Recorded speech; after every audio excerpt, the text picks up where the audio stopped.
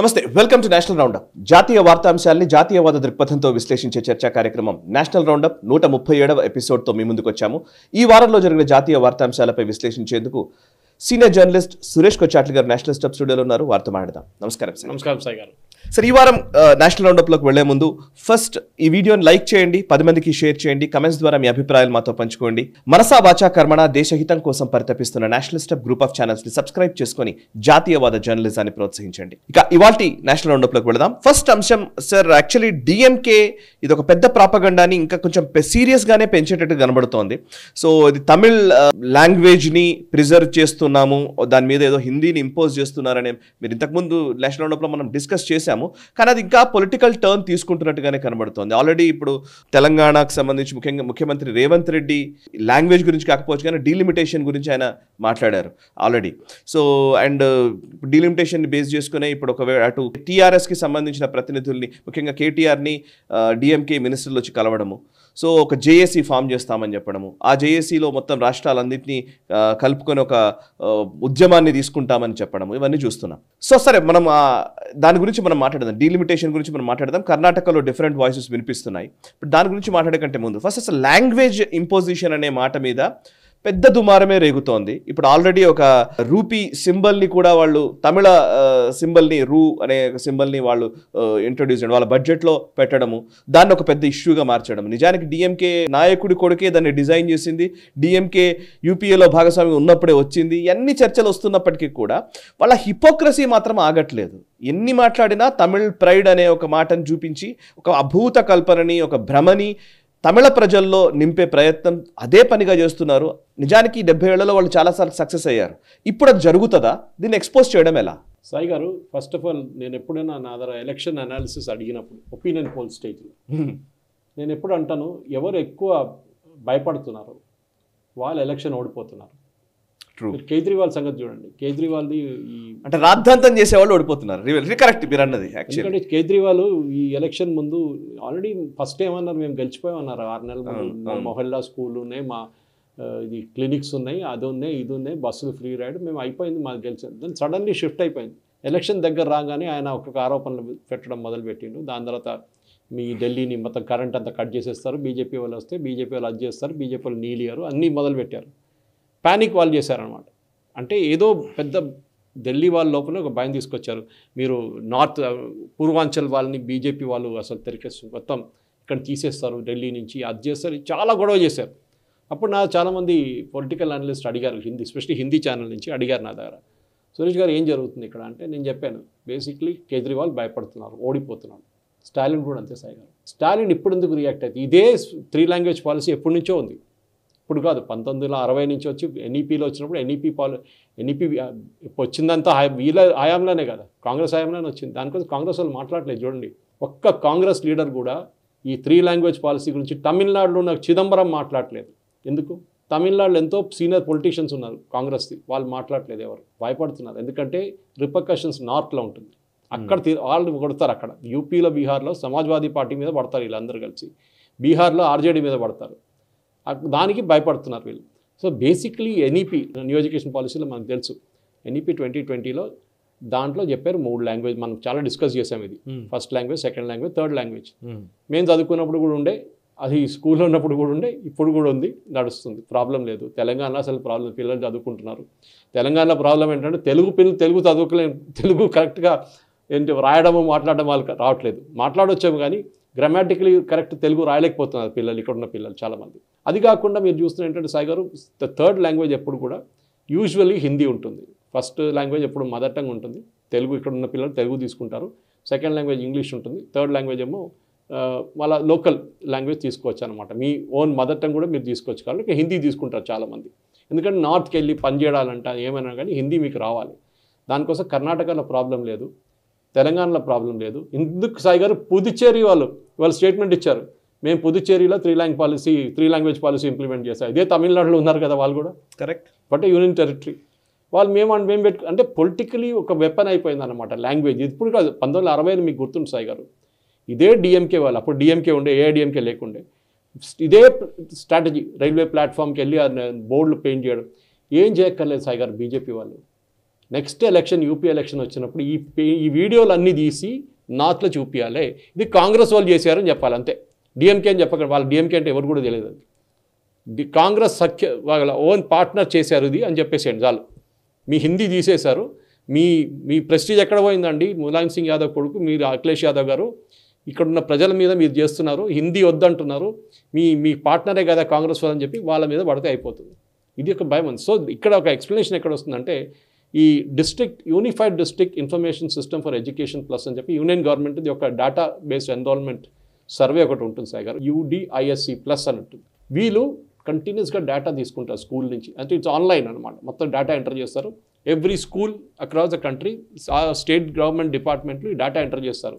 మీకు ఎన్ని స్కూళ్ళు ఉన్నాయి, దాంట్లో ఇంగ్లీష్ మీడియం ఎంత, తెలుగు మీడియం ఎంత, ఇక్కడ మన లోకల్ చెప్తున్నాను నేను, తెలుగు మీడియం ఎంత, ఉర్దూ మీడియం ఎంత, కర్ణాటక వైపు మనకు పాత హైదరాబాద్ కర్ణాటక వైపు మీ దగ్గర కన్నడ మీడియం ఎంత, నార్త్ ఆదిలాబాద్ మన నిర్మల్ ఆ సైడ్లో వెళ్తే మీరు నిజామాబాద్ వైపు వెళ్తే మరాఠీ మీడియం ఎన్ని స్కూళ్ళు ఉన్నాయి. దీని తర్వాత దీంట్లో పిల్లలు ప్రొఫిషియన్సీ చెక్ చేసుకుంటారు. వాళ్ళు ఎంత వాళ్ళది ప్రొఫిషియన్సీ ఎంత ఉంది, ఎంత ఇంగ్లీష్ మీరు చెప్పుకుంటారు ఒకసారి. ఇంగ్లీష్ మాట్లాడుతున్న పిల్లలు తెలుగులో స్టేట్స్లో ఇంగ్లీష్ మీడియం తీసుకున్న పిల్లలు కూడా ఇంగ్లీష్ మాట్లాడరు, కరెక్ట్గా మాట్లాడలేదు, గ్రామాటికలీ రాదు, తెలుగు రాదు, ఇంగ్లీష్ రాదు, రెండు రావు. నేను ఎన్నోసార్లు క్యాంపస్ ఇంటర్వ్యూస్కి వెళ్ళినప్పుడు సాయి గారు 17 years క్యాంపస్ ఇంటర్వ్యూస్కి వెళ్ళేటప్పుడు నేను మీడియా ఆర్గనైజేషన్లో వర్క్ చేసేటప్పుడు దీనికన్నా ముందు టైమ్స్ ఆఫ్ ఇండియాలో ఒక్క 100 మంది MBA స్టూడెంట్స్ మాట్లాడితే ఒక్కరు కూడా దొరకరు సాయి గారు మంచి వాళ్ళు. అదే పరిస్థితి ఇప్పుడు కూడా ఉంది. సింపుల్ క్వశ్చన్ అడిగితే కూడా tell me wife you should take you అనగానే కథం సైలెన్స్, ఏం లేదు. ఇది ఇంగ్లీష్ అసలు సరే ఇంగ్లీష్ మీకు రాదనుకోండి, తెలుగు మాట్లాడతావు బాగా, అది కూడా రాదు గ్రామాటికలీ, ఏదో తెలుగు అక్కడిక్కడ కనెక్షన్ చెప్తారు కానీ. సో ఇక్కడ ఒక సర్వే ప్రకారం సాయి గారు, ఇది ధర్మేంద్ర ప్రధాన్ గారు పార్లమెంట్ ప్రజెంట్ చేసిన డేటా, నా డేటా కాదు, నేను వాళ్ళ వెబ్సైట్కి వెళ్ళి చెక్ చేశాను, అక్కడ కూడా ఈ డేటా కరెక్ట్గా ఉంది.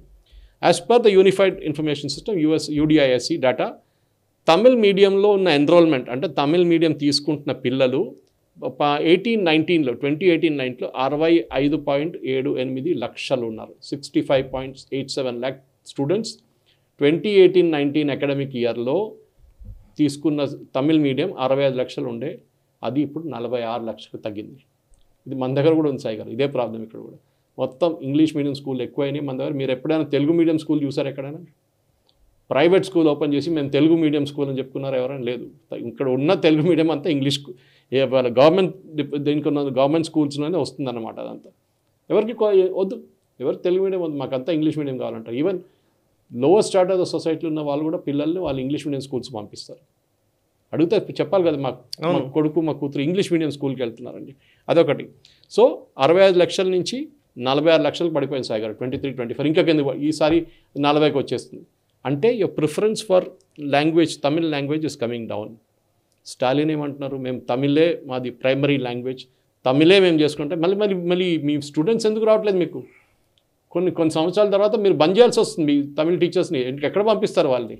ఇది ప్రాబ్లం. నెక్స్ట్ సాయి గారు, ఇదే డేటాలో మీరు చూస్తే 67% మంది స్టూడెంట్స్ ఇంగ్లీష్ మీడియం స్కూల్స్లో ఉన్నారు, తెలుగు మీడియంలో తమిళ్ మీడియంలో ఉన్నది 54 తగ్గిందనమాట. సో ఇంగ్లీష్ మీడియం స్కూల్స్ కూడా మనం చూస్తాం. యూనిఫైడ్ డిస్ట్రిక్ట్ కౌన్సిల్లో 2 రకాల ఒపీనియన్ వస్తుంది అనమాట. 67% students are now studying in English medium schools, మనం చూసాం డేటా అది. గవర్నమెంట్ స్కూల్స్లో, ప్రైవేట్గా సాయి గారు, గవర్నమెంట్ స్కూల్స్లో ఇంగ్లీష్ మీడియం, తమిళనాడు గురించి అగైన్, ఇంగ్లీష్ మీడియం ఎన్రోల్మెంట్ 5 సార్లు ఎక్కువైంది సాయి గారు. 3.4 lakhs నుంచి 18-19లో 2023-24కి వచ్చాడు 17 లక్షలు అయినాయి. ఆలోచించండి. అంటే they are more shifting to English medium. కానీ ఇప్పుడు కూడా స్టాలిన్ ఏమంటున్నారు, మేము మా తమిళ్ ప్రైడు, మీరు చెప్పినట్లు రూపాయి తీసి ఇది పెట్టారు, ఏమైనా ఈజ్ దర్ ఎనీ సెన్స్? మీరు ఒక షావుని తీసుకొస్తున్నారు, సెపరేటిజం టెండెన్సీ తీసుకొస్తున్నారు. ఇదే ప్రాబ్లం మన శ్రీలంకలో చూసాం, సిన్హాల వాళ్ళతోని మన సిలోన్లో, పాత శ్రీలంకలో చూసాం మనం, పాత సిలోన్ ఇప్పుడు శ్రీలంక. అక్కడ ఏం చేశారు, సరే తమిళ్ మైగ్రేట్ చేశారు, ఇక్కడ నుంచి ప్లాంటేషన్స్లో వర్క్ చేయడానికి వెళ్ళారు, ఎన్నో సంవత్సరాలు నడుస్తుండే, భారతదేశం నుంచి వెళ్తుండేవారు. బ్రిటిష్ టైం అది, బ్రిటిష్ కూడా ఎంకరేజ్ చేశారు, వాళ్ళు కూడా చీప్ లేబర్ కావాలి, తీసుకెళ్లారు ఇండియా నుంచి. అక్కడ సెటిల్ అయిన తర్వాత వాళ్ళు మా లాంగ్వేజ్, మా ప్రెస్టీజ్ అని చెప్పుకున్నారు, అది కూడా అక్కడ లోకల్ గవర్నమెంట్ యాక్సెస్. కానీ ఒక లిమిట్ క్రాస్ చేసినప్పుడు సినర్లీ స్టార్టెడ్ హిట్టింగ్ బ్యాక్. వాళ్ళు తిప్పికొట్టడం మొదలుపెట్టారు. ఎందుకంటే వాళ్ళన్నారు, మీరు ఇక్కడ వచ్చారు, సరే మిమ్మల్ని రెస్పెక్ట్ ఇస్తాం, గౌరవిస్తాం. వాళ్ళు కూడా డిస్క్రిమినేషన్ చేస్తారు, డౌట్ లేదు దాంట్లో. భారతదేశంలో మీరు అంటారు మైనారిటీస్ ఆర్ బీయింగ్ డిస్క్రిమినేటెడ్, కానీ అక్కడ జరిగింది అక్కడ. శ్రీలంకలో, అది చూడాల్సింది. మన అందరికి తెలుసు. దాని తర్వాత ఎల్టీటీ ఫామ్ అయింది. దాని తర్వాత ఏం జరిగింది? ఇప్పుడు ఎల్టీటీని మొత్తం ఖతం చేసి పడేశారు. ఇప్పుడు ఎవరు తమిళీలం గురించి మాట్లాడలేదు. ఎప్పుడైనా విన్నారా రీసెంట్లీ? ఎప్పుడైనా తమిళీలం కావాలి, మాకు అది కావాలి, ఏం లేదు, అంతా అయిపోయింది కథ. సో ఈ షావనిస్టిక్ టెండెన్సీ పెట్టుకోక, ఇది Karnataka is the second state which does this. మీరు చూసాం, మహారాష్ట్ర కర్ణాటక నడిమిట్లో బస్సులు కొట్టుకున్నారు. వీళ్ళు డ్రైవర్ మరాఠీ మాట్లాడలేదు, వారు కన్నడ మాట్లాడలేదు అని ఏం చేశారు? రెండు వైపుల నుంచి బస్ బంద్ చేసి పడేశారు కథ. ఇప్పుడు అందరు లైన్లో వచ్చేసారు. ఎవడు మాట్లాడలేదు ఇంగ్లీష్ గురించి, అక్కడ మరాఠీ గురించి, కన్నడ గురించి బస్సులు నడుస్తున్నాయి మళ్ళీ. సో ప్రాక్టికల్గా ఆలోచించే సాయి గారు, ద నంబర్స్ ఆర్ డిఫరెంట్. ఇంగ్లీష్కి షిఫ్ట్ ఇట్స్ నేషనల్. ఇది ఒక్కటే మన కలోనియల్ మైండ్ సెట్, మన colonial mind set, Macaulay education system అన్నీ చెప్పుకుంటూ పోతాం. కానీ ఇంగ్లీష్ ఎందుకు తీసుకుంటామంటే ఒక స్టేటస్ సింబల్. సెకండ్, ఉద్యోగం రావాలంటే ఇంగ్లీష్ కావాలి సార్. మనం మేటెస్ట్ అడ్వాంటేజ్ మన బ్రిటిష్ వాళ్ళు తీసుకొచ్చారు, అదని పక్కన పెడితే ఇంగ్లీష్ ఇప్పుడు కూడా మనకి ఇంటర్నేషనల్ లెవెల్లో కూడా భారతదేశానికి అన్నిటికంటే పెద్ద అడ్వాంటేజ్ ఇంగ్లీష్. మన వాళ్ళు ఫ్లూయెంట్గా ఇంగ్లీష్ మాట్లాడతారని, at least majority of the English medium స్కూల్స్లో.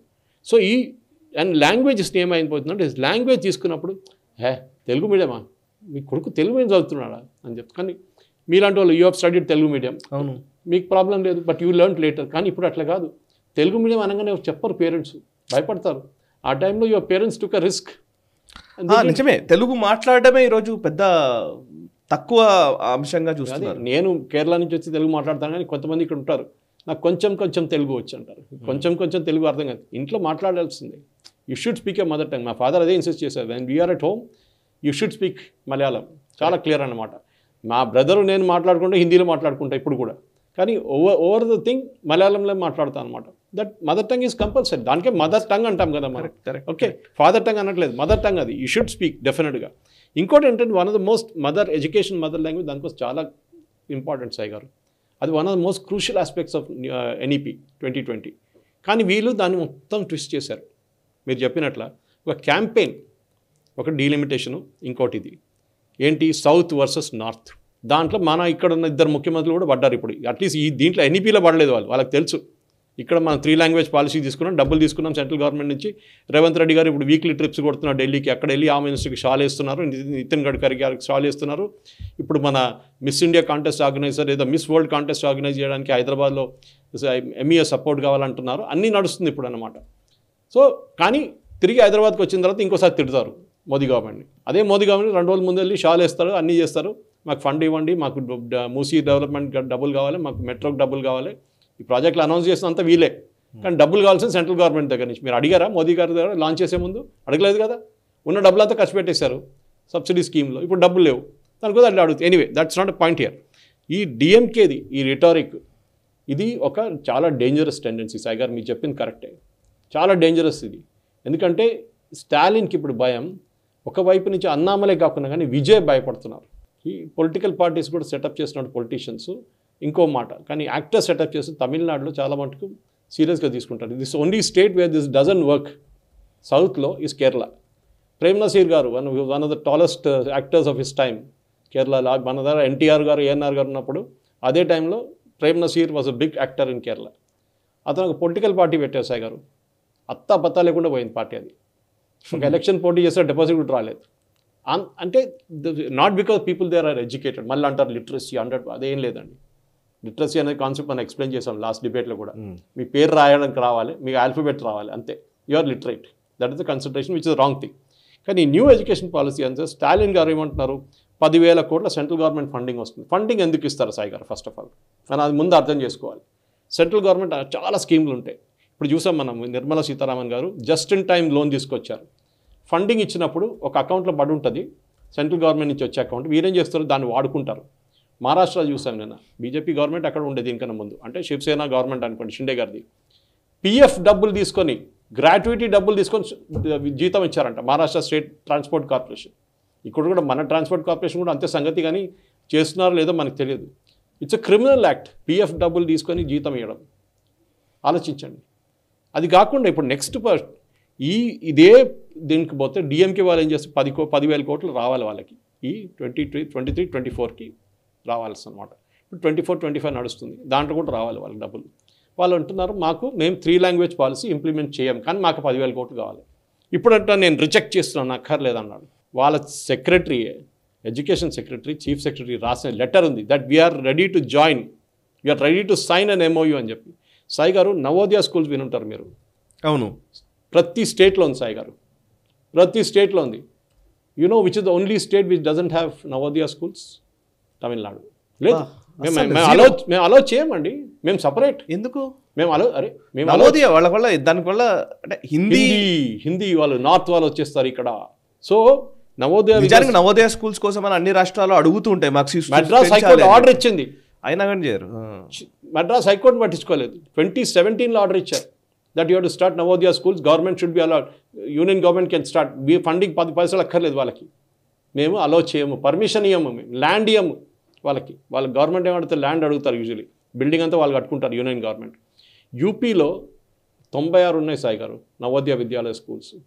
కర్ణాటకలో పక్కనున్న కర్ణాటకలో 31 ఉంది, 15,000 పిల్లలు నేర్చుకుంటున్నారు. యూపీలో ఏమో 48,000 పిల్లలు నేర్చుకుంటారు. గుజరాత్లో 34 ఉన్నాయి నవోదయ విద్యాలయాలు. మీరు ఏ స్టేట్కి వెళ్ళినా ఉంటుంది. తమిళనాడులో 0. మాకు వద్దండి, మేము తీసుకోము. ఎందుకంటే రేపు పిల్లలు హిందీ చదువుకుంటారు కదా అక్కడ వచ్చి. మా వాళ్ళు హిందీ చదవకూడదు. You are denying them an opportunity. వాళ్ళ పేరెంట్స్కి ఆప్షన్ ఇవ్వాలి, పిల్లలకి ఆప్షన్ ఇవ్వాలి, వాళ్ళు ఏం నేర్చుకుంటారని. You cannot decide, Stalin cannot decide for the students. మీరెవరండి? వాళ్ళు రేపు నార్త్లో వెళ్ళి ఉద్యోగం చేసుకుంటే మీరేం చేస్తారు? హిందీ మాట్లాడతారా? వాళ్ళు చేయలేరు కదా. It is not compulsory that they have to learn Hindi, కానీ ఇట్స్ గుడ్ అడ్వాంటేజ్. కాదు, మేము హిందీ 2 లాంగ్వేజ్ అలౌ చేస్తాం. తమిళ్ కంపల్సరీగా నేర్చుకోవాలి. ఏది? ఎ non Tamilian student has to learn Tamil. Example ఇస్తాను సాయి గారు. చాలా జాబ్స్, ట్రాన్స్ఫరబుల్ జాబ్స్ ఉంటుంది. ఆర్మీలో ఉంటుంది, సర్వీసెస్లో ఉంటుంది, అది కాకుండా బ్యాంకులో ఉంటుంది, గవర్నమెంట్ సెంట్రల్ గవర్నమెంట్ ఉద్యోగాలు ఉంటుంది, ట్రాన్స్ఫరబుల్ జాబ్స్ ఉంటుంది, ఈవెన్ ప్రైవేట్ సెక్టర్లో ఉంటుంది. ఒక అమ్మాయో అబ్బాయో, ఐ గివ్ ఎన్ ఎగ్జాంపుల్, ఢిల్లీలో ఉన్నారనుకోండి. ఢిల్లీ నుంచి వాళ్ళు హిందీలో చదువుకుంటూ వస్తున్నారు. వాళ్ళకి సడన్గా ట్రాన్స్ఫర్ వచ్చింది. ఎక్కడికి వచ్చింది? మద్రాస్కి వచ్చింది. ఆ పాప అక్కడ రాగానే they have to compulsory take only Tamil. 8th క్లాస్లో ఏం తమిళ్ నేర్చుకుంటారు సాయి గారు? మీకు బేసిక్ ఆల్ఫాబెట్స్ రావాలంటే కేజీ క్లాస్ నుంచి నేర్చుకోవాలి మీరు. ఈ 3 language policy that is an advantage. కానీ స్టాలిన్ అది చేయట్లేదు. కంపల్సరీగా తమిళ్ నేర్చుకోవాలి. అదే ప్రాబ్లం ఇక్కడ వస్తుంది ఇప్పుడు. తెలంగాణలో రేవంత్ రెడ్డి గారు ఆర్డర్ ఇచ్చేది కంపల్సరీగా తెలుగు నేర్చుకోవాలంటే. ఎవరు? CBSE schools. Next ICSE schools. ICSE system of education it's international. ఇంకా IB చెప్పలేదు బాసు, అది కూడా చెప్తారేమో. IB కూడా ఇంటర్నేషనల్ బ్యాక్లారెట్ వాళ్ళు కూడా నేర్చుకోవాలని చెప్పి. ఇది ప్రాబ్లం. తమిళనాడులో చూసాం, మన ఒక మినిస్టర్ కొడుకు ఫ్రెంచ్ తీసుకున్నారు, ఆయన ఇంగ్లీష్ తీసుకున్నాడు, తమిళ్ తీసుకోలేదు. Is in that cabinet, Stalin's cabinet. ఆలోచించి అక్కడున్న వాళ్ళ ఫైనాన్స్ మినిస్టర్ గురించి సంగతి చూడండి. వాళ్ళ కొడుకు కూడా అంతే, వాళ్ళ పిల్లలు కూడా అంతే. None of them are taking Tamil. కానీ మాట్లాడుతున్నాం మేము తమిళ్, మేము అది. మీరు ఒక డెమోక్రసీ అండి సాయి గారు. You are living in a democracy. మీ ముందు ఒక మెనూ కార్డ్ తీసుకొచ్చి పెడతాను రెస్టారెంట్లో. కాదు మీరు ఇదొక్కడే తినాలంటారా ఎవడన్నా? మీ చాయిస్ అండి అది. You will pick up what you like. New education పాలసీలో this a first language, second language, third language. First లాంగ్వేజ్లో ఈ ఆప్షన్స్ ఉంది, తీసుకోండి ఏదైనా. Second language English, third language మీరు ఏ కావాలంటే తీసుకోండి. మీ మదర్ టంగ్ తీసుకోవచ్చు, మీరు ఏ లాంగ్వేజ్ 15-20 లాంగ్వేజెస్ ఉన్నాయి. కాదు, మేము అలౌ చేయము థర్డ్ లాంగ్వేజ్. వద్దురా బాబు హిందీ వద్దు, వాళ్ళు తెలుగు తీసుకుంటారు. తెలుగులో ఫర్ ఎగ్జాంపుల్ చిత్తూరు డిస్ట్రిక్ట్, లేకుండా అనంతపురం, చిత్తూరు, ఈవెన్ నెల్లూరు డిస్ట్రిక్ట్లో ఉన్న పిల్లలు చాలామంది తెలుగు వాళ్ళు ఉంటారు. బార్డర్ అటువైపు ఉంటారు, బార్డర్లో. ఓకే, వాళ్ళు ఏమంటారు, సరే తమిళ్ తీసుకున్నాం, మాకు తమిళ్ వద్దు, మేము తెలుగు తీసుకుంటాం. First Tamil compulsory. అరే మాకు మా మదర్ టంగ్ కాదు తీసుకోవాల్సింది. దెన్ 3 లాంగ్వేజ్ పాలసీ పనికొస్తుండే. బికాస్ అక్కడ తమిళ్ కంపల్సరీ అయినా కానీ next was English and third one was mother tongue. మీరు అట్లీస్ట్ ఇంట్లో నేర్పిస్తారు, అమ్మ నాన్న నేర్పిస్తారు మీకు మన తెలుగు. నో, అలా చేయం. ఈ ఒక మైండ్ సెట్ చూడండి Sagar. Somebody has to go to the court. నేను అదే అడుగుతాను, ఈ బీజేపీ వాళ్ళని ఇప్పుడు అడిగి తగ్గిపోయాను నేను. Go to court and challenge this. How can chief minister decide students future? Chief minister ఎట్లా డిసైడ్ చేస్తారు? ఒక పార్టీ ఎట్లా డిసైడ్ చేస్తారు? They have no right to do it. Even here Revanth Reddy has no right. దానికోసం సెంట్రల్ గవర్నమెంట్ ఆపేసి పెట్టేస్తారు. CBSE మీద మీకు అథారిటీ లేదు, మీకు ICSE మీద అథారిటీ లేదని క్లియర్గా చెప్పేశారు.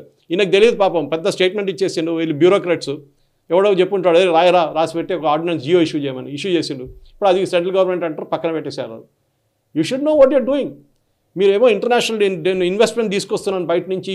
పెద్ద వాళ్ళు చాలామంది సైంటిస్టులు, పెద్ద IT ప్రొఫెషనల్స్ ఇక్కడ వచ్చి పనిచేస్తారు హైదరాబాద్. ఎందుకు పనిచేస్తారండి? You are not giving them an option. వాళ్ళ పిల్లలు ఫస్ట్ అదే చూసుకుంటారు. వాళ్ళు స్కూల్స్ ఎట్లా ఉన్నాయి, మంచి స్కూల్స్ ఉన్నాయా లేదా, అక్కడ ఏం నేర్చుకోవాలి? కాదు కంపల్సరీ తెలుగు నేర్చుకోవాలంటే అంతే, అవుట్.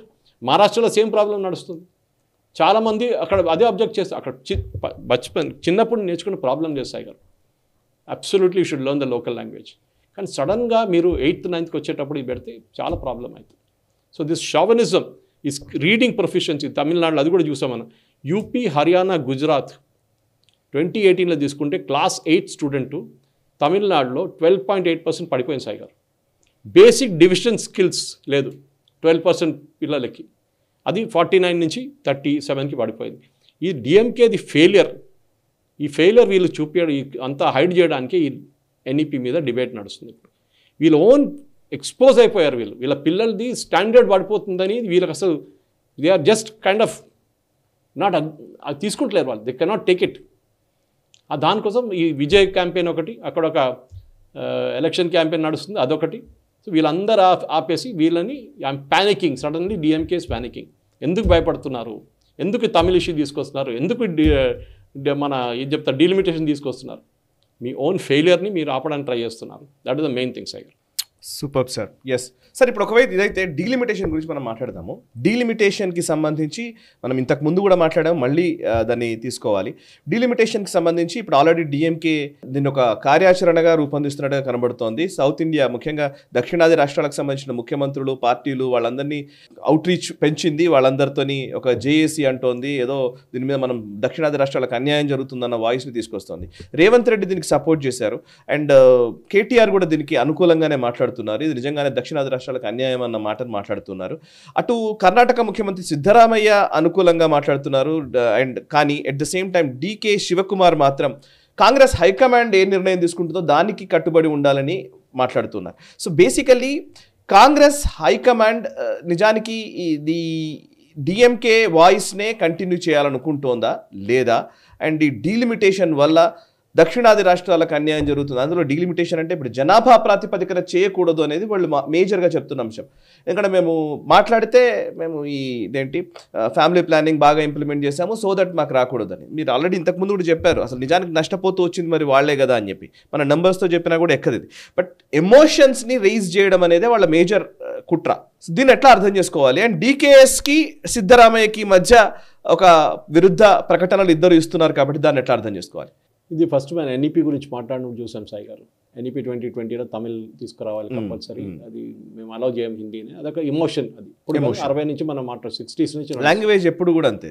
లాంగ్వేజ్ లక్కీలీ హైదరాబాద్లో ప్రాబ్లం లేదు మనకి ఎవరైనా ఏ లాంగ్వేజ్ అయినా మాట్లాడుకోవచ్చు. మోస్ట్లీ మనం మాట్లాడేది దక్కని. న్యాచురల్గా కూడా ఎమోషన్స్ అంటే కులము, మతము, ప్రాంతము, భాష, ఇవి జనరల్గానే ఎమోషన్స్ రేజ్ చేసేటి. హైదరాబాద్ పాపులేషన్లో 1 కోటి లక్షలు అంటున్నారు కదా పాపులేషన్. జిహెచ్ఎంసీ ఇంకా కొంచెం ఎక్కువ ఉంటుంది. దాంట్లో 40% మాట్లాడేది ఉర్దూ.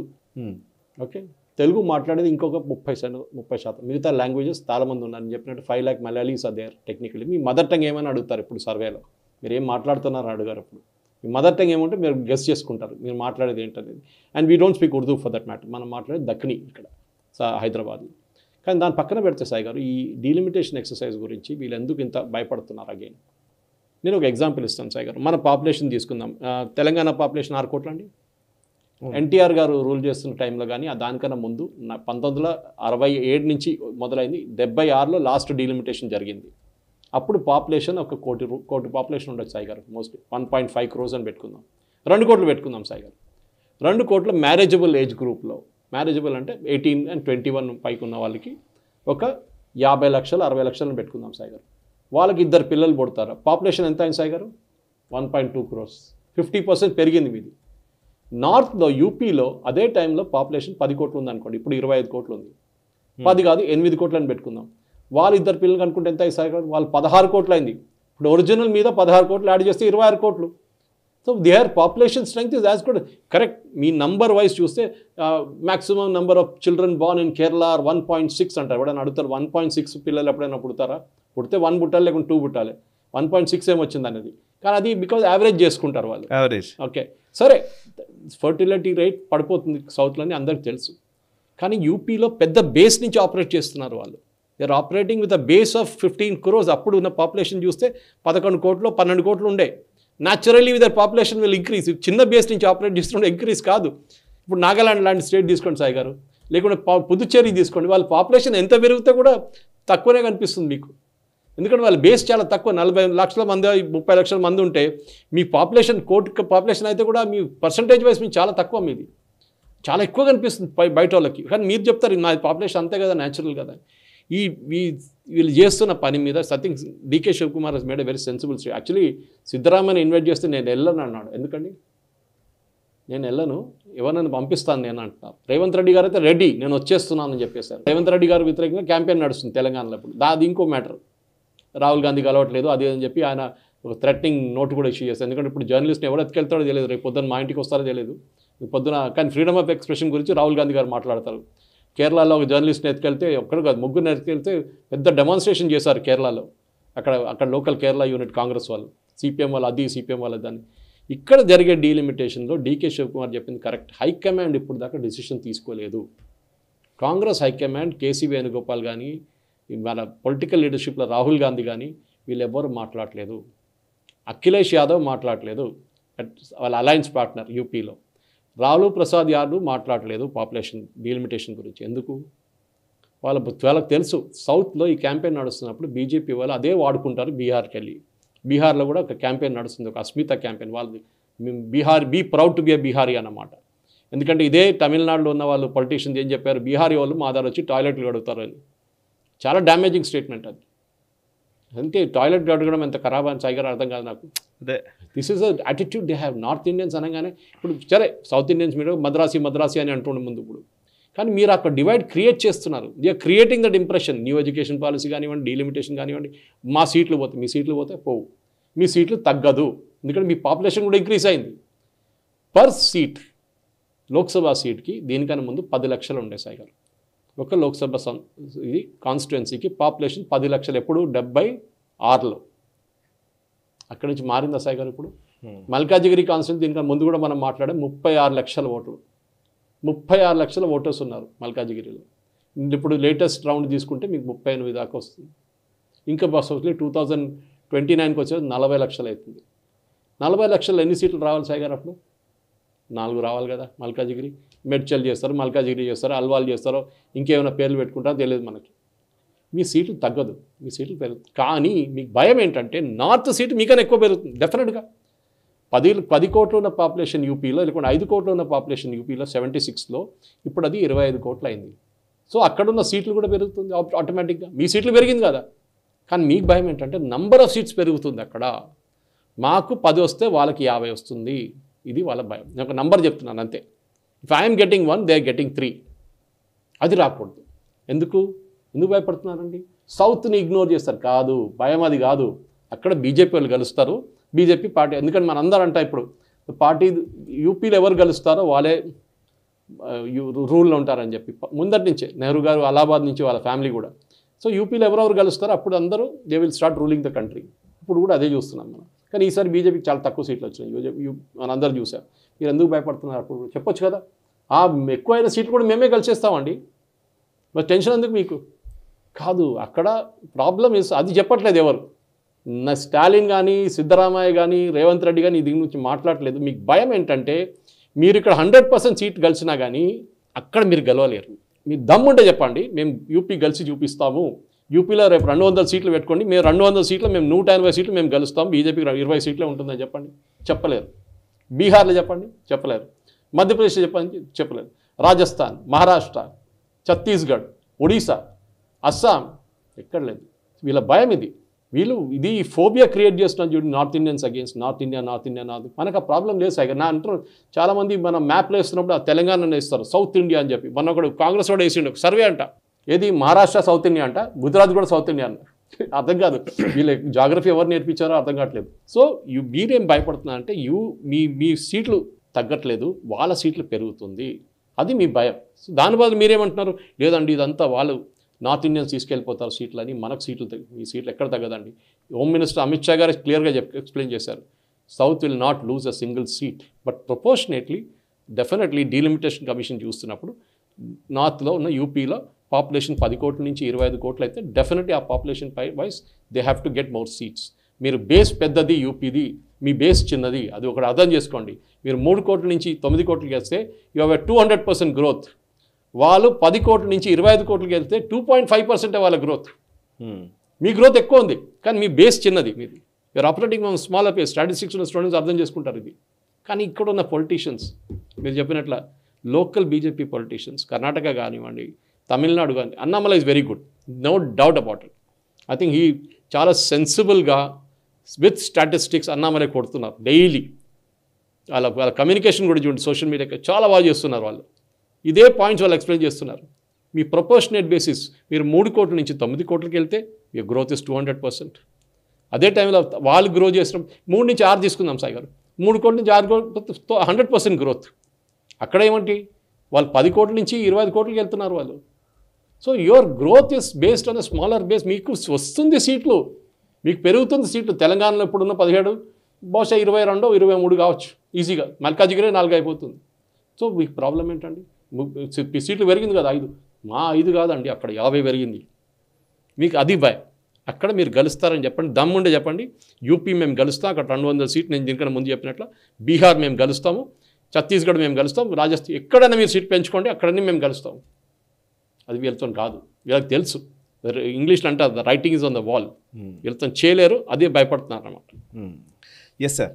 సార్ ఇక ఒకవైపు సౌత్ ఇండియన్ స్టేట్స్కి సంబంధించినటువంటి ఈ వివాదాలు ఒకవైపు ఇలా ఉంటే, ఇంకోవైపు నార్త్ ఈస్ట్కి సంబంధించినటువంటి ఇంకొక వివాదం తెరపైకి వచ్చింది. వివాదం అనే కంటే ఇది ఒక నిజంగా దుందుడుకు చర్య లాంటిదే.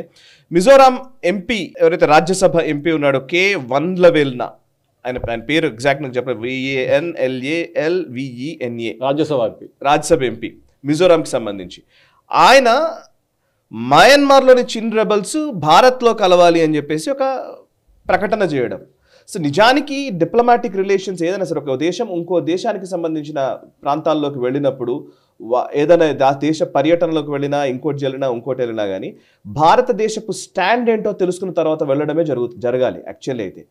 కానీ కొన్ని సందర్భాల్లో ఇప్పుడు మణిశంకర్ అయ్యర్ లాంటి వాళ్ళు వెళ్ళి పాకిస్తాన్లో ఇష్టం వచ్చినట్టు మాట్లాడిన సందర్భాలు మనకు తెలుసు. బట్ వేరే జయశంకర్ గారు ఒకసారి చెప్పారు, గుజరాత్ ముఖ్యమంత్రిగా ఉన్నప్పుడు నరేంద్ర మోదీ గారు చైనా వెళ్ళినప్పుడు మన పాలసీ ఏంటో అది చెప్పండి అని చెప్పి, యూపీఏ గవర్నమెంట్ ఉన్నప్పుడు మన పాలసీ ఏంటో అది చెప్పండి అని చెప్పిన సందర్భాన్ని ఆయన ఉటంకించారు. బట్ వేరాజ్ కొంతమంది ఏంటంటే వాళ్ళ దుందుడుకు స్వభావం వలన ఇంకోటో తెలియదు కానీ ఇప్పుడు ఈయన ఆ దేశంలోని ఒక రెబల్స్ని ఇండియాలో జాయిన్ కావాలని చెప్పడం ఇప్పుడు దుమారం రేపుతుంది. అయితే నేను ఇన్ఫార్మ్ చేశాను అనేది ఆయన తర్వాత చెప్తున్నాడు కానీ ముందు ఇన్ఫార్మ్ చేయాలి కదా, ముందు చెప్పాలి, పర్మిషన్ తీసుకోవాలి. యాక్చువల్లీ ఏం మాట్లాడాలి, పర్మిషన్ తీసుకోవాలి ఇష్టం వచ్చినట్టు. ఇప్పుడు మీ ఇంట్లో డీటెయిల్స్ చెప్పండి సార్ ఇది అసలు నిజానికి ఇందులో. ఇప్పుడు ఈ చిన్లాండ్ కౌన్సిల్ మయన్మార్లో, చిన్లాండ్ కౌన్సిల్ మనకంతా తెలుసు, నార్దర్న్ మయన్మార్లో అసలు చాలా మంది గ్రూప్స్, అరకాన్ గ్రూప్ ఒకటి ఉంది, చిన్లాండ్ గ్రూప్ ఉంది, ఒక 5-6 మేజర్ గ్రూప్స్ వాళ్ళ టెరిటరీలో ఆపరేట్ చేసుకుంటున్నారు. మనకు సైజ్ వైజ్ తీసుకుంటే ఒక గోవా లాంటి ప్లేస్లో ఒక 3 గోవాలు వాళ్ళు కంట్రోల్ చేసుకుంటున్నారు.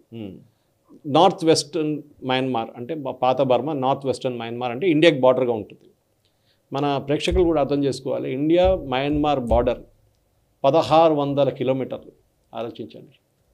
అంటే మీరు సౌత్ నుంచి ఒక మ్యాప్ వేసుకుంటే మీకు ట్రివాండ్రం నుంచి అప్రాక్సిమేట్లీ నాగ్పూర్ దాకా వెళ్ళే డిస్టెన్స్ ఉంటుంది. ఆ డిస్టెన్స్ ఒక బార్డర్. దాంట్లో చాలా మటుకు అన్ఫెన్స్డ్ ఓపెన్ పోరస్ బార్డర్. ఎవడు కావాలంటే అక్కడికి వెళ్తాడు, వాళ్ళు కావాలంటే ఇక్కడికి వస్తారు. ఇది మొత్తం most of this entire area tribal areas. ఇప్పుడు ట్రైబల్ ఏరియాలో ఏమవుతుందంటే, మనం first north east frontier agency ఉన్నప్పుడు బ్రిటిష్ వాళ్ళ టైం నుంచి, తర్వాత భారత్కి మయన్మార్కి లైన్ డ్రా చేసి బంగ్లాదేశ్కి లైన్ డ్రా చేసాం. కానీ ఇది జరిగిన టైంలో వీళ్ళు ఏం చేశారు, ఈ లైన్ డ్రా చేసేటప్పుడు లైనే డ్రా చేశారు వీళ్ళు. కానీ అటువైపు ఉన్న వాళ్ళు కూడా మీజోస్, ఈ పర్టికులర్ కేసులో ఇటువైపు ఉన్న కూడా మిజోరాం వాళ్ళు. సో మనకందరికీ తెలుసు, భారతదేశం కూడా చాలా మటుకు చాలా రోజుల తర్వాత మన మిజో నేషనల్ ఫ్రంట్ని ఒక అగ్రిమెంట్కి తీసుకొచ్చాం మనం. పద్మనాభ గారు దాంట్లో పెద్ద రోల్ ప్లే చేశారని. ఈ ప్రాబ్లం ఎక్కడ వస్తుంది, ఈ చిన్లాండ్ కౌన్సిల్ వాళ్ళు భారతదేశం పిలిపించారు ముందు. ఫస్ట్ మన ఎంపీ గారు అక్కడికి వెళ్ళారంట, నడుచుకుంటూ వెళ్ళారంట. అది అర్థంగా నడుచుకుంటూ ఎంత దూరం ఎట్లా వెళ్ళారని. దాని తర్వాత ఈయన ఈ పర్టికులర్ వాళ్ళవైనా మీరు మాట్లాడిన మనిషి MP the former Mizo national front. మనం ఒకసారి టెర్రరిస్ట్ అని మనం క్లాసిఫై చేసిన గ్రూప్ అనమాట, ఇప్పుడు కాదు. ఆయన హెడ్ క్వార్టర్స్కి వెళ్ళారంట. క్యాంప్ విక్టోరియా అని ఒక హెడ్ క్వార్టర్స్ ఉంది మయన్మార్లో. అది కాకుండా చిన్లాండ్ కౌన్సిల్ ఒక వాళ్ళ హెడ్ క్వార్టర్స్ ఉంది. ఈ చిన్ నేషనల్ ఆర్మీ, ఇదే మిలిటెంట్ గ్రూప్ పేరు, ఇది చిన్ నేషనల్ ఆర్మీ. అది north western Myanmar complete control చేసి వాళ్ళే చాలా ఏరియాస్ సాయి గారు. నా అంచనా ప్రకారం 3 గోవాలు కాదు, 4 గోవాలను పెట్టుకోవచ్చు మీరు. ఆ సైజులో ఉంటుందన్నమాట. అంటే ఒక 2 పంజాబ్లు అనుకోండి. ఇది ఎప్పుడు జరిగిందంటే పవర్ వ్యాక్యూమ్ ఉంది సార్. అక్కడ ఎవరు లేరు, ఆర్మీ వాళ్ళు ఎవరు లేరు అక్కడ. మయన్మార్ ఆర్మీ అస్సలు లేరు అక్కడ. ఇటువైపు మన ఇండియన్ ఆర్మీ ఉన్నారు కానీ అటువైపు మయన్మార్ ఆర్మీ కనిపించట్లేదు. సో ఇండియన్ ఆర్మీ ఎవరితో డీల్ చేస్తారు? వీళ్ళతో డీల్ చేయాల్సి వస్తుంది. ఇప్పుడు క్రాస్ బోర్డర్ మూమెంట్ ఉంది అనుకోండి, ఒకటికి వచ్చారు పట్టుకున్నారు ఆర్మీ వాళ్ళు, ఎవరికి ఇస్తారు మీరు? ఎవరికి హ్యాండ్ ఓవర్ చేస్తారు? వీళ్ళకే హ్యాండ్ ఓవర్ చేయాలి కదా సాయి గారు. సో ఈయన వెళ్ళి కలిసిన తర్వాత వాళ్ళు ఇన్వైట్ చేశారంట. ఇంకొకటి ఇండియాలో జాయిన్ అయిపోండి అని. అది ఇంత ఈజీ కాదు, మనందరికి తెలుసు. Myanmar it's independent country. వాళ్ళు మనం రెస్పెక్ట్ చేయాల్సి. డిప్లొమాటిక్లీ పాసిబ్లీ ఇతనికి తెలియదేమో ఇట్లా చేయకూడదు అని చెప్పేసి. ఇంకోటి వాళ్ళని ఇద్దరిని అక్కడ 2-3 గ్రూప్స్ ఉన్నాయంట, టెర్రరిస్ట్ గ్రూప్స్ మయన్మార్ ఆర్మీతో ఫైట్ చేసింది. వాళ్ళు ఇద్దరిని పిలిపించుకొని అగ్రిమెంట్ సైన్ చేశారంట. దాంట్లో ముఖ్యమంత్రి గారు కూర్చున్నారు. మిజోరాం చీఫ్ మినిస్టర్ సాట్. ఆయన ఏం చెప్పలేదు. చూడండి, ఆయన కొంచెం ఈ డిప్లొమాటిక్ ప్రాబ్లం తెలుసు. ఏమో నా ముందు వచ్చి ఇద్దరు కూర్చున్నారు, సైన్ చేసుకొని వెళ్ళిపోయారు, నాకేం తెలియదు అని చెప్పారు ఆయన. సో ఈ మయన్మార్ భారతదేశానికి రిలేషన్ చాలా బాగుండే మిలిటరీ. కానీ ఆన్ సాంగ్ సూచీని వాళ్ళు ఒక డిపోజ్ చేసి వచ్చిన ఆర్మీ ఇది. మయన్మార్లో ఎప్పుడు కాదు, పాకిస్తాన్ లాగానే ఎప్పుడు ఆర్మీ రూల్ ఎక్కువ నడుస్తుంది అక్కడ. డెమోక్రటిక్ గవర్నమెంట్ అప్పుడప్పుడు వస్తుంది పోతుంది. మనకు అందరికి తెలుసు ఆంగ్ సాన్ సూచీని ఎక్కించిన వాళ్ళు అమెరికన్ సిఐఏ. సో సిఐఏ వాళ్ళు కూడా ఇప్పుడు ఏం చేస్తున్నారంటే చాలా మటుకు నార్త్ మయన్మార్ ఏరియాలో అక్కడ ఉన్న టెర్రరిస్ట్ గ్రూప్స్కి ఆయుధాలు ఇస్తున్నారు సిఐఏ వాళ్ళు. ఇప్పుడు ముందు చైనా వాళ్ళు ఇస్తుండే, ఇప్పుడు సిఐఏ వాళ్ళు ఆపరేట్ చేస్తుంది. వాళ్ళకి మిలిటరీ జంటా గవర్నమెంట్ని కింద పడేయాలని ఉంది చాలు, వాళ్ళకి కావట్లేదు వాళ్ళతో. సో ఇట్లాంటి ఏరియాస్ కంపేర్ చేసుకొని ఇట్లాంటి ఏరియాస్ తీసుకున్నప్పుడు సో చిన్లాండ్ కౌన్సిల్ ఏరియాలో కూడా ఈ మీరు చెప్పినట్లు సాయి గారు ఇది యాక్చువల్లీ జరగకూడదు. కానీ జరుగుతుంది ఏంటంటే వీళ్ళేమంటున్నారు, వాళ్ళందరూ మా చుట్టాలే, అటుపక్కన ఉంటారు, మేము కూడా మీజోస్, వాళ్ళు కూడా మీజోస్. ఇన్ఫాక్ట్ చిన్న ఏరియాలో ఇట్స్ ఆల్ మీజోస్, ఇదే పాపులేషన్. అది పాసిబ్లీ మన భారతదేశాన్ని లైన్ గీసినప్పుడు ఎవడో కూర్చొని లైన్ గీసాడు బ్రిటిష్ వాడు, అది కరెక్ట్గా చేయలేదు. అటువైపు మీ వాళ్ళు ఉంటే ఇటువైపు మీ వాళ్ళు ఉంటే మీరేం చేస్తారు? అటువైపు వెళ్తారు, ఇక్కడికి వస్తారు, మా చుట్టాలు, మా పెళ్ళి ఉంది అటువైపు అంటారు, పెళ్ళికి వెళ్తారు. సో దానికోసం వాళ్ళ దగ్గర ఒక రూల్ ఉండే సాయి గారు, మణిపూర్ వైపు 16 కిలోమీటర్లు అటువైపు వెళ్ళొచ్చు, మీరు ఇటువైపు రావచ్చు. అక్కడున్న లోకల్స్ పాస్పోర్ట్ అక్కర్లేదు, వీసా అక్కర్లేదు, ఏం లేదు, బార్డర్ కూడా ఉండదు. కానీ ఇప్పుడు మణిపూర్ ఇంత గొడవ జరిగిన తర్వాత గవర్నమెంట్ అక్కడ ఫెన్సింగ్ కడుతున్నారు. కానీ చాలా మటుకు నార్త్ ఈస్ట్లో నదులు ఉంటాయి సాయి గారు, అక్కడ మీరు కట్టలేరు. పెద్ద పెద్ద కొండలు ఉంటాయి, అక్కడ కట్టలేరు మీరు. సో మిజోరాం కూడా అంతే సంగతి అనమాట. సో వీళ్ళు ఏం చెప్తున్నారు, మా వాళ్ళే అటువైపు ఉన్నారు, చిన్న వాళ్ళు మా వాళ్ళే, మమ్మల్ని వస్తే కలిసి ఏం ప్రాబ్లం ఏముంది మీకు అని అడుగుతున్నారు. So it is a very dicey situation, అంత ఈజీ కాదు. రేపు మయన్మార్ ఆర్మీ కావాలంటే రేపు భారతదేశం వ్యతిరేకంగా మేము ఒక క్యాంపెయిన్ నడిపిస్తామంటే మీరేం చేస్తారు సాయి గారు? ఇన్ఫ్యాక్ట్ ఈ మిజోరాంలో 40,000 మంది చిన్ కుకీజో పీపుల్ ఉన్నారు. వీళ్ళందరూ అక్కడి నుంచి వచ్చిన వాళ్ళు, మయన్మార్ వైపు 40,000 మంది రిఫ్యూజీస్ మన దగ్గర ఉన్నారు. ఓకే. కానీ వాళ్ళు ఉంచుకున్నారు మిజోరాం గవర్నమెంట్. మా వాళ్ళే కదా, మేము మా హెల్ప్ చేయాలి కదా వాళ్ళని. అక్కడ పెద్ద గొడవ నడుస్తుంది, ఫైటింగ్ నడుస్తుంది, టెర్రరిస్ట్ గ్రూప్ కొట్టుకుంటున్నారు, గవర్నమెంట్ కొట్టుకుంటున్నారు, బాంబులు పడుతున్నాయి, ఎయిర్ ఫోర్స్ బాంబింగ్ నడుస్తుంది, వాళ్ళని అక్కడ ఉంచకూడదు, మేము ఇక్కడ తెచ్చుకున్నాను. కానీ ఇండియన్ గవర్నమెంట్కి ప్రాబ్లం ఏంటంటే ఒక రిబల్ గ్రూప్ని మనం సపోర్ట్ చేయకూడదు. కరెక్ట్. రేపు పాకిస్తాన్ అంటారు, మేము లష్కర్ తోయిబా జైషే మొహమ్మద్ చేస్తున్నప్పుడు మీరు టెర్రరిస్ట్ అంటారు కదా, మీరు అక్కడేం చేస్తున్నారు మయన్మార్లో అంటారు. Good point. సో మనం యాజ్ అ గవర్నమెంట్ మనం చేయకూడదు. కానీ ఈ international under free movement regime అనేది ఎఫ్ఎంఆర్ అని ఒకటి చెప్పాం. ఇది మణిపూర్ వైపు 16 ఉంటే మిజోరాంలో 10 కిలోమీటర్లు ఉంది. 10 కిలోమీటర్లు అట్ట వెళ్ళొచ్చు, 10 కిలోమీటర్లు రావచ్చు మీకు వాళ్ళ మిజోరాంలో ఉన్న వాళ్ళు కానీ మయన్మార్లో ఉన్న వాళ్ళు. కానీ అది కూడా ఇప్పుడు తీసేస్తున్నారు గవర్నమెంట్. అది తీసిన తర్వాత ఇప్పుడు మీరు బార్డర్ క్రాస్ చేయలేరు. బార్డర్లో ఆర్మీ వాళ్ళు ఉంటారు, బార్డర్ సెక్యూరిటీ ఫోర్స్ ఉంటారు, మోస్ట్లీ వాళ్ళు చూసుకుంటారు. కానీ ఫెన్సింగ్ బార్డర్ కాదు, అది ఫెన్సింగ్ చేయాల్సిందే కంపల్సరీగా. కానీ ఇదొక చాలా డైసీ సిచ్యువేషన్. మనం కూడా ఎక్కువ పబ్లిసిటీ ఇవ్వకుండా మన గవర్నమెంట్ దీన్ని బాగా డీల్ చేసుకున్నారు. మయన్మార్ గవర్నమెంట్తో కూడా మాట్లాడారంట, చెప్పారు ఇట్లా మాకు దీనికి సంబంధం లేదు, ఇది వాళ్ళ చుట్టాలు కాదు చేసుకున్నారు వాళ్ళు, కానీ మాకు government of India doesn't encourage this అని చాలా క్లియర్గా చెప్పాలి. లేకుంటే రేపు శ్రీలంక నుంచి మన మీద ఒక రెబల్ ఆర్మీ, మయన్మార్ నుంచి, అరుణాచల్ ప్రదేశ్ వైపు చైనా నుంచి ఒక టెర్రరిస్ట్ గ్రూప్ వస్తే మనం ఏం చెప్పారు. అస్సాంలో ఆల్రెడీ ఉల్ఫా ఉంది మన దగ్గర, వాళ్ళు మొత్తం వాళ్ళు ట్రైనింగ్ ఇచ్చేంతా చైనా వాళ్ళు, వాళ్ళకి ఆయుధాలు ఇచ్చే చైనా వాళ్ళు, పరేష్ బరువా వాళ్ళ గ్రూప్. సో మనం కూడా we have dealing with lot of terrorist groups మన భారతదేశంలోని. అట్లాంటి పరిస్థితుల్లో మనం కూడా అక్కడ వెళ్ళి ఎంకరేజ్ చేయకూడదు. కానీ వాళ్ళపైన చేసిన ఈ మూవ్ ఒక తప్పు, యాక్చువల్లీ చేయకూడదు. బట్ గవర్నమెంట్ ఆఫ్ ఇండియా ఒకసారి కన్ను మూసుకుంది కొంతసేపటికి, మాకు తెలియదు ఏం జరిగింది, it will not happen again అని చాలా క్లారిటీగా చెప్పారు. నెక్స్ట్ టైం చేస్తున్న పబ్లిసిటీ ఇవ్వకుండా ఓకే మీరు వెళ్ళాలంటే వెళ్ళండి, సంతకాలు అంటే పెట్టుకొని కానీ don't ask one terrorist group to come and join India. అది బంగ్లాదేశ్ మన మీద కూడా చేయొచ్చు ఇట్లాంటి పనులన్నీ. Yes. And actually Rahul Gandhi ఇలాంటి వ్యక్తి కూడా అక్కడెక్కడో యూకేలో కూర్చొని వెస్టర్న్ కంట్రీస్ ఇంటర్వ్యూన్ అవ్వాలి అని చెప్పారు. గుర్తుందా? అదే అదే ఇది ఓపెన్ ఇన్విటేషన్ యుఎస్ఏ అందరూ చూసాం మనం. వాళ్ళ ఫండింగ్ కూడా అంతే కదా. ఆయన చెప్పిన తర్వాత యుఎస్ఏ వాళ్ళు ఫండ్ ఇచ్చారు మనం ఇక్కడ ఉన్న NGOs కి. 19 కోట్ల 24 కోట్లు ఇచ్చారు కదా, అది అక్కడి నుంచి వచ్చింది అనమాట. సరే, నెక్స్ట్ ఛత్తీస్గఢ్ గురించి నిజానికి ఈ వారం 10 రోజుల్లో గత నెల రోజుల నుంచి మనం వింటూనే ఉన్నాం వార్తలు. యాక్చువల్లీ అక్కడ ఈ ట్రైబల్స్ని కన్వర్ట్ చేయడం అనేది సంవత్సరాలుగా జరుగుతోంది. ట్రైబల్స్ని ఏదో ఒక ప్రలోభాలకు గురి చేసి కన్వర్షన్స్ అనేది విపరీతంగా జరుగుతున్నాయని, సో వాటికి వ్యతిరేకంగా హిందూ ఆర్గనైజేషన్స్ ప్రొటెస్ట్లు చేస్తూ ఉన్నాయి.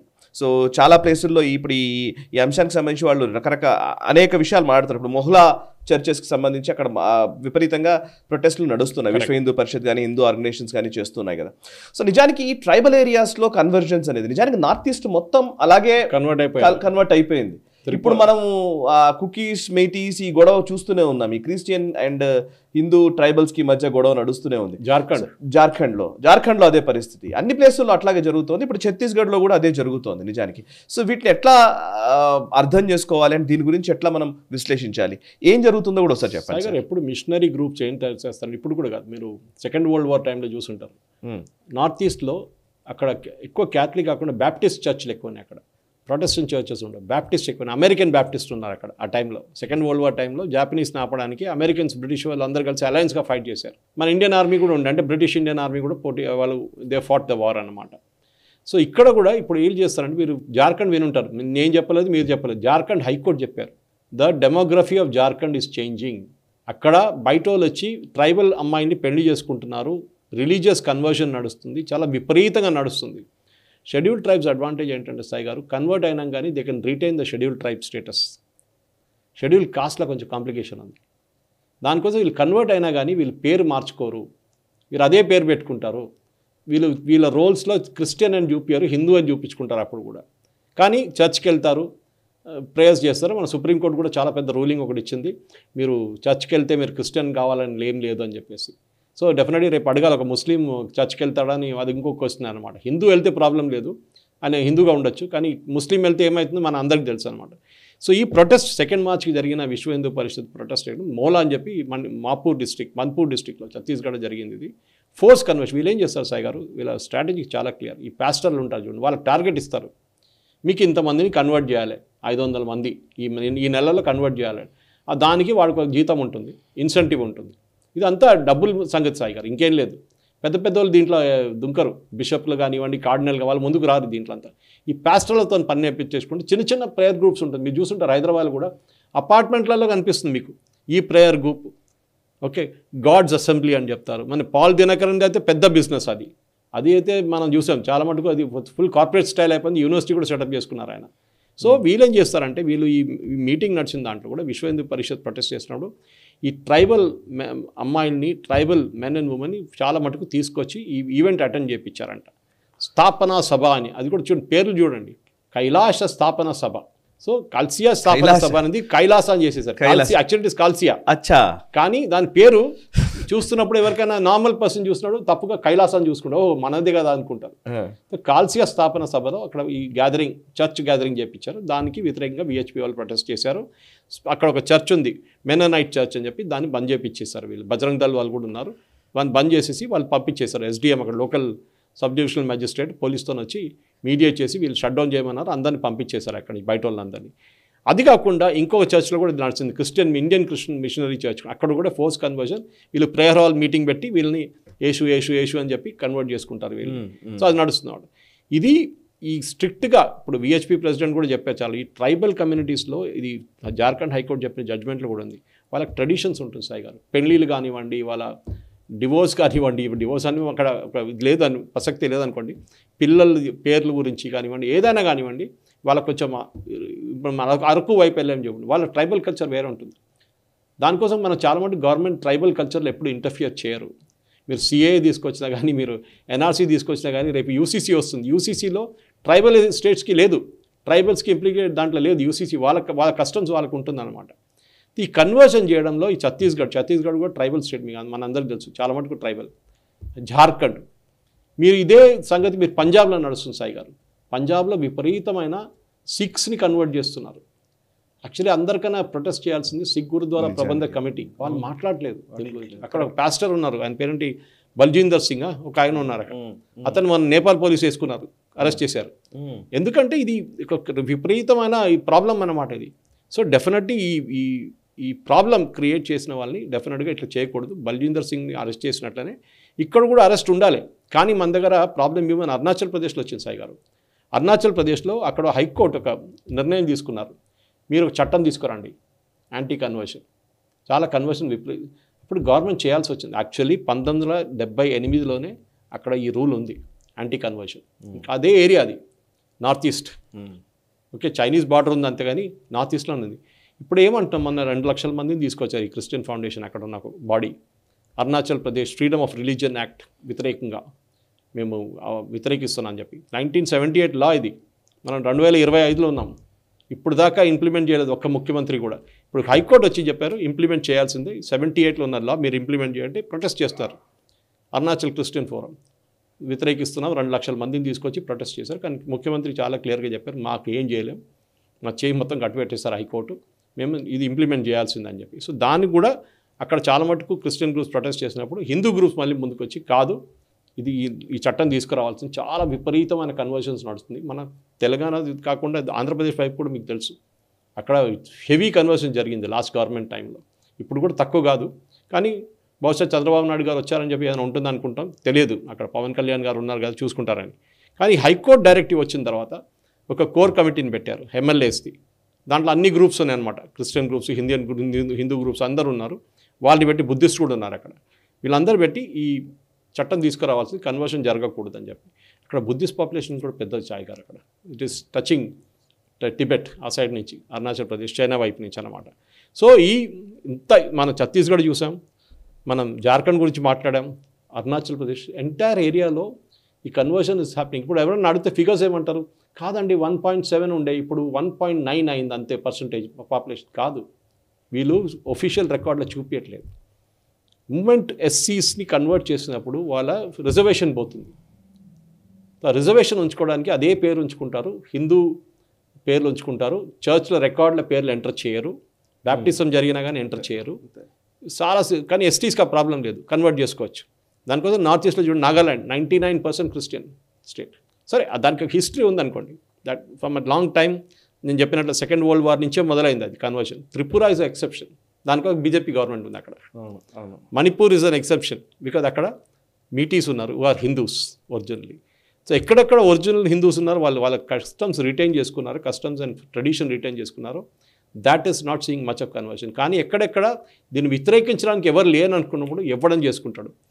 ఇదే టైంలో ఆంధ్రప్రదేశ్లో కొంచెం బీజేపీ కానీ విహెచ్పీ కానీ కొంచెం అగ్రెసివ్గా ఉంటుంటే ఇంత కన్వర్షన్ జరగకపోతుండే.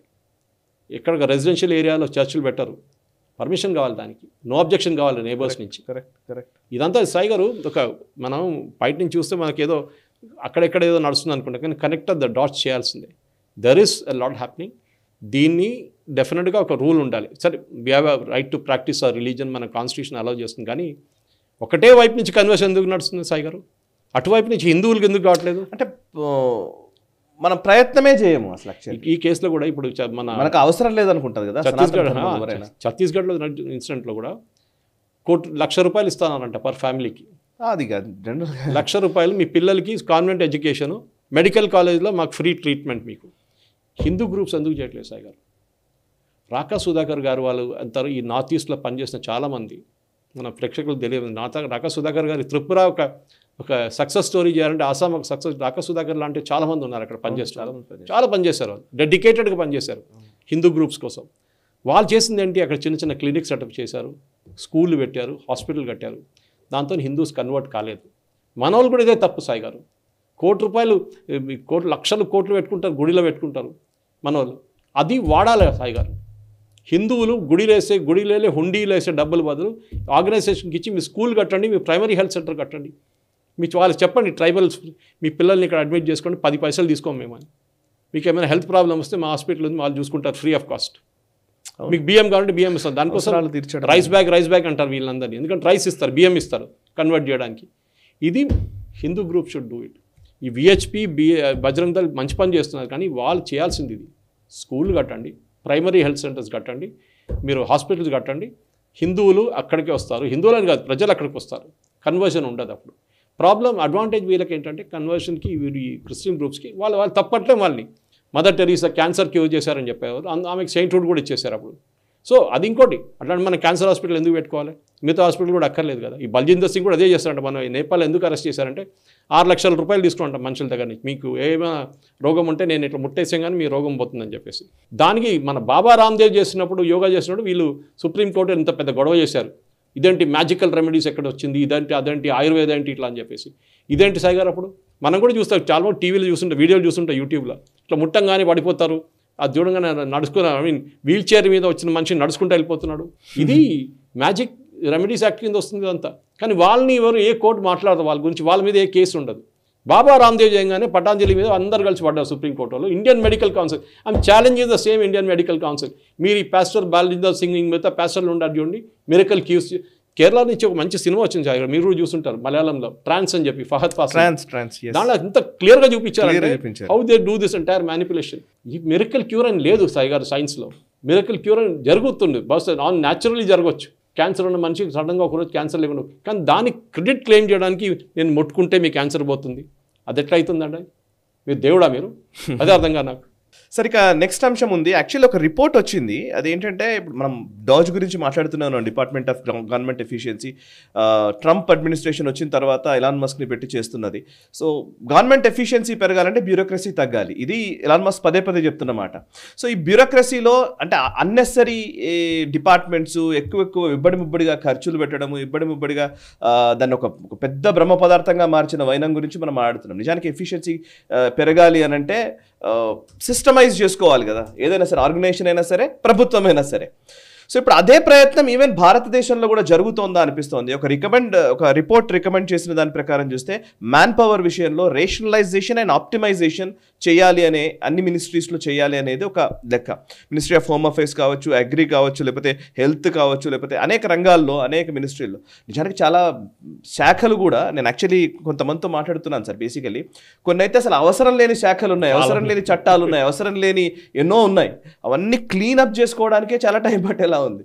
ఒకసారి ఇది నిజంగా డాజ్ లాంటిదే మన దగ్గర కూడా వచ్చే అవకాశం ఉందా? ఒకసారి మీరు ఏం చెప్తారు? ఇప్పుడు కూడా స్టెనోగ్రాఫర్స్ రిక్రూట్ చేస్తారు కొన్ని central government departments.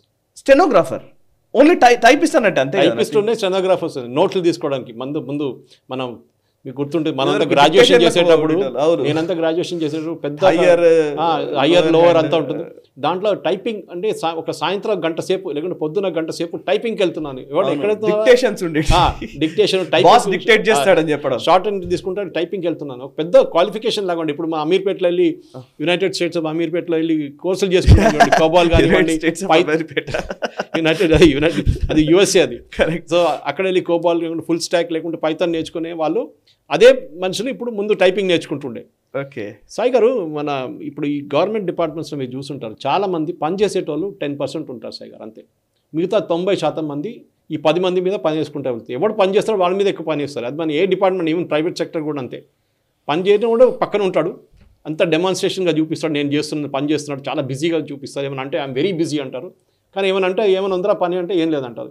In fact one of the first moves government చేసిన దాన్ని కూడా ministry of home affairs, ministry of information, electronics and information technology, health, agriculture, biotechnology, department of ఈ డిపార్ట్మెంట్స్లో ఫస్ట్ రేషనలైజ్ చేయబోతున్నారు. ఎందుకంటే మన దగ్గర కమిషన్స్ కూర్చున్న సైకాలజీని కూడా, దీనికి కూడా 6 మినిస్ట్రీస్ని కూర్చోబెట్టి అనలైజ్ చేసిన తర్వాతనే వీళ్ళు స్ట్రెంగ్త్, ఇంతమంది ఎంప్లాయీస్ ఉన్నారు, ఇక్కడ తక్కువ ఉన్నారు, ఇక్కడ ఎక్కువ ఉన్నారు, సరే వీళ్ళందరూ ఇక్కడ పంపిద్దాం అని. సో ఇది జరగాల్సింది, ఎప్పుడో జరగాల్సింది. ఇది భారతదేశంలో unfortunately we cannot sack government servants. యూఎస్లో చేస్తున్నాడు చూడండి, వాడు ఇవాళ ఉద్యోగం ఉందో రేపు లేదు, అది గవర్నమెంట్ ఉద్యోగం. అది కూడా స్ట్రైట్ అవే చెప్పేశారు, రిజైన్ చేయకపోతే సాక్ చేసి పడేస్తాం. అక్కడ కోర్టుకి వెళ్ళండి, ఏమని చేసుకుని కోర్టు స్టే ఆర్డర్ చేస్తుంది, నెక్స్ట్ డే వెకేట్ చేసేస్తారు స్టే ఆర్డర్. సో ఈ department of personal and training అని చెప్పి వాళ్ళ అండ్ కెపాసిటీ బిల్డింగ్ కమిషన్, వీళ్ళ క్యాబినెట్ సెక్రటరీతో కూర్చొని ఈ కంప్లీట్ 2024లో ఈ కమిటీ సెటప్ చేశారు. వాళ్ళు తీసుకున్న నిర్ణయం ప్రకారం ఈ పర్టికులర్ డిసిషన్ తీసుకుంటున్నారు. ఇప్పుడు హండ్రెడ్స్ ఆఫ్ పోస్ట్ సాయి గారు, ఈ స్కిల్ డెవలప్, వీళ్ళకి స్కిల్ లేదు, స్కిల్ ఆఫ్ వీళ్ళు నేర్చుకుంది, చెప్పినట్టు టైపింగ్ నేర్చుకున్నారు, దాని తర్వాత నెక్స్ట్ స్టెప్కి వెళ్ళలేదు వాళ్ళు. ఇది ప్రాబ్లం మన దగ్గర. ఏ పోస్ట్లో వచ్చామన్నా అదే పోస్ట్లో ఉండిపోతాం. రిటైర్ అయ్యేదాకా స్కిల్ రావట్లేదు వాళ్ళకి. అడ్వాన్స్ సార్ నేను కొంచెం ఇంట్రెస్ట్ ఉన్నోడైనా చెప్తాడు, అరే నేను ఎన్ని రోజులు ఇదే సెక్షన్ ఆఫీసర్ పనిచేయాలి, నాకు కొంచెం పైన వెళ్ళాలి కదా, అడిషనల్ డైరెక్టర్ లెవెల్కి వెళ్ళాలంటే కొంచెం నేర్చుకోవాల్సి వస్తుంది. ఒక ఎగ్జాంపుల్ ఇస్తాను సాయి గారు మీకు, నేను కూడా షాక్ అయిపోయాను యాక్చువల్లీ. ఫస్ట్ టైం గవర్నమెంట్కి దమ్ముందా లేదా అనుకున్నాను. ఇది హైదరాబాద్లో NIRD అని ఒక ఇన్స్టిట్యూషన్ ఉంది సాయి గారు, మీరు చూసి వినుంటారు, రాజేంద్ర నగర్లో అగ్రికల్చర్ యూనివర్సిటీ దగ్గరే. It was initially under government of ఇండియాలో ఉంది అది. నేను అక్కడ వెళ్ళి ఒక గెస్ట్ లెక్చర్ కూడా ఇచ్చాను. ఒక ఇంటర్నేషనల్ లెవెల్ సింపోజియంలో చాలామంది కెనియా నుంచి, అక్కడి నుంచి, సౌత్ ఈస్ట్ ఏషియా నుంచి వచ్చారు. అంతా agriculture related, rural development related వాళ్ళకి గెస్ట్ లెక్చర్. మొన్న బడ్జెట్లో national institute of rural development and panchayati raj అంటారు, NIRD ది ఒరిజినల్ నేమ్, వాళ్ళ మొత్తం ఫండింగ్ కట్ చేసి పడేశారు.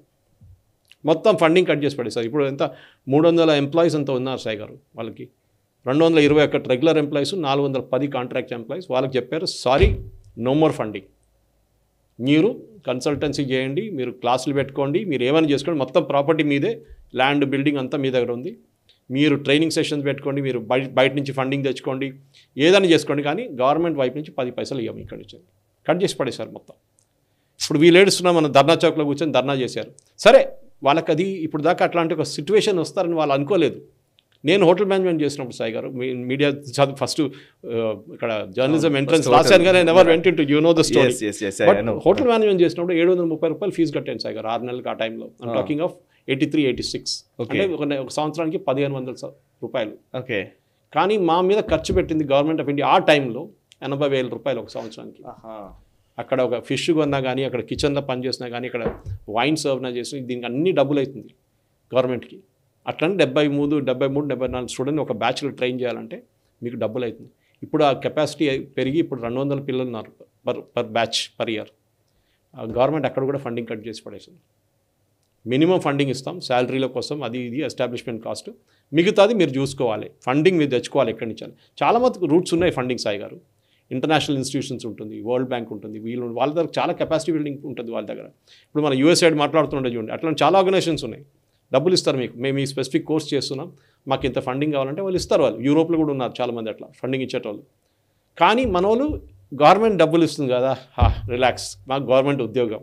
ఇప్పుడు పోయిన సడన్గా NIRD is a very good example. Very good అని చెప్పకూడదు, నేను వాళ్ళు I'm really feel sad for them. ఎందుకంటే ఇప్పుడు కూడా నాకు చాలామంది ఫ్రెండ్స్ సీనియర్ లెవెల్లో అక్కడ ఉన్నారు. I'm feeling bad for them. వాళ్ళు ఏం చేయాలి ఇప్పుడు? వాళ్ళు కూడా పాపం ఈ ఏజ్లో 45, 50కి వచ్చిన తర్వాత వాళ్ళు ఏం చేస్తారు? ఎక్కడికి వెళ్తారు? యంగ్స్టర్స్ అయినా ఇంకెక్కడికైనా వెళ్ళిపోతారు. వాళ్ళు ఎక్కడికి వెళ్తారు ఇప్పుడు ఈ ఏజ్లో? ఏం చేయలేరు. పిల్లలు ఉంటారు, పిల్లలు పెళ్ళి ఉంటుంది, ఇల్లు EMI ఉంటుంది, కార్ లోన్ ఉంటుంది, ఇదన్నీ ఉంటుంది వాళ్ళకి. సో గవర్నమెంట్ కూడా ఇప్పుడు సెకండ్ అడ్మినిస్ట్రేటివ్ రిఫార్మ్స్ కమిషన్ పెట్టి వాళ్ళ 13th రిపోర్ట్లో కూడా చాలా క్లియర్గా చెప్పారు ఆర్గనైజేషన్ స్ట్రక్చర్. మన దగ్గర తెలంగాణ కూడా చేయాలి సాయి గారు. ఫస్ట్ సెక్రటేరియట్ని స్టార్ట్ చేద్దాం. ఎలాన్ మస్క్ ఒక మెయిల్ పంపించారు, మీరు చూసుంటారు, ఒక 2 వారాల ముందు. Tell me 6 things what you did. మీరు ఏం చేశారు? 6 పాయింట్లు రాయండి. మీరు పోయిన వారం చేసిన 6 పాయింట్లు. మీరు కూడా మీ ఎంప్లాయీస్ పంపించవచ్చు. మీరు చెప్పండి, మీరు లాస్ట్ వీక్ చేసిన 6 పనులు ఏం చేశారు చెప్పండి. You can say that, I can say that. సెక్రటరీలు కూర్చొని ఏం చెప్తారు? నేను 50 ఫైళ్ళు చేశాను. Okay, good. 50 ఫైళ్ళు డిస్పోజ్ చేశారా? సరే, నెక్స్ట్ ఏం చేశారు? నేను చాయ్ తాగడానికి వెళ్ళాను చెప్పలేరు కదా. నేను పొద్దున్న లేట్ వచ్చాను, సాయంత్రం జల్దీ వెళ్ళిపోయాను, అది చెప్పలేరు కదా. ఎఫిషియన్సీ రావాలి సాయి గారు. మీరు ఏ పని చేసినా కానీ, ఎవడు అంటాడు కదా, ఏమన్నా కొట్టినా కానీ వాడిని ఎఫిషియన్సీగా కొట్టండి, వాడు అర్థం చేసుకుంటాడు రేపు. So efficiency is the name of the game. Government ఇస్తున్న డబ్బులు గవర్నమెంట్ది కాదు, ట్యాక్స్ పేయర్ డబ్బులు. అది మీ డబ్బులు, మా డబ్బులు. మాకు ఇచ్చే సర్వీస్లు, మీకు రిజిస్ట్రేషన్ ఆఫీస్ కంటే ఎట్లా ట్రీట్ చేస్తారు. నిన్న హాస్పిటల్కి వెళ్ళాను గజ్వేల్లో, అక్కడ చూశాను 80% వాళ్ళు చాలా బాగా చేస్తున్నారు, 20% ఫెలోస్ డబ్బుల కోసం తిరుగుతున్నారు. ఇంకా ఒక్కడ రాసి పెట్టింది ఫ్రీ ఆఫ్ కాస్ట్ అని చెప్పి, కానీ డబ్బులు అడుగుతున్నారు. At the same time police వాళ్ళతో డీల్ చేస్తాను, చాలా బాగా సాయి గారు. నిన్న ఐ వాజ్ వెరీ హ్యాపీ. ఒకటి గజ్వేల్ పోలీస్ స్టేషన్కి వెళ్ళాను పొద్దున్న. నేను ఒక ఇన్సిడెంట్ జరిగింది, మా ఒక ఎక్స్-ఎంప్లాయీ చనిపోయారు.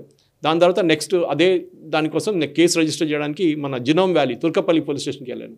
Excellent behaviour. నేను ఇవాళ దాకా ఒక పోలీస్ స్టేషన్లో అట్లా బిహేవియర్ చూడలేదు. 2 పోలీస్ స్టేషన్స్లో అక్కడ రైటర్లు కానివ్వండి, వాళ్ళు మాట్లాడుతున్నా కానీ రిసెప్షన్లో వాళ్ళ ఏరియాలో కేసు రిజిస్టర్ చేసి మాతో కార్లు తీసుకెళ్ళి గజ్వేల్కి వెళ్ళాను. ఇన్స్పెక్టర్, కానిస్టేబుల్ వచ్చారు, 10 పైసలు తీసుకోలేదు. ఆలోచించండి ఎంత నీట్గా చేశారు. Why is it? అక్కడ మీకు రిఫార్మ్స్ వచ్చినప్పుడు మీరు గవర్నమెంట్ ఎంప్లాయీస్కి ఎందుకు చేయట్లేదు? సెక్రటేరియట్లో కానివ్వండి, ఎడ్యుకేషన్ డిపార్ట్మెంట్, ఎంతమంది టీచర్లు కరెక్ట్ టైంకి వస్తున్నారు పొద్దున గవర్నమెంట్ స్కూల్లో, ఎయిడెడ్ స్కూల్స్లో. ఎయిడెడ్ స్కూల్ మీరు కంట్రోల్ చేయలేరు, గవర్నమెంట్ స్కూల్లో ఎప్పుడు వస్తున్నారు? ఇది మనం చూడాలి సాయి గారు. Efficiency is the name of the game. Correct. ఇంకా ఏం చేయలేం దీని తర్వాత. Government is paying from your money. మా డబ్బులు తీసుకొని మీరు జీతం ఇస్తున్నారు, అది అర్థం చేసుకోవాలి గవర్నమెంట్ ఎంప్లాయీస్. ట్రూ.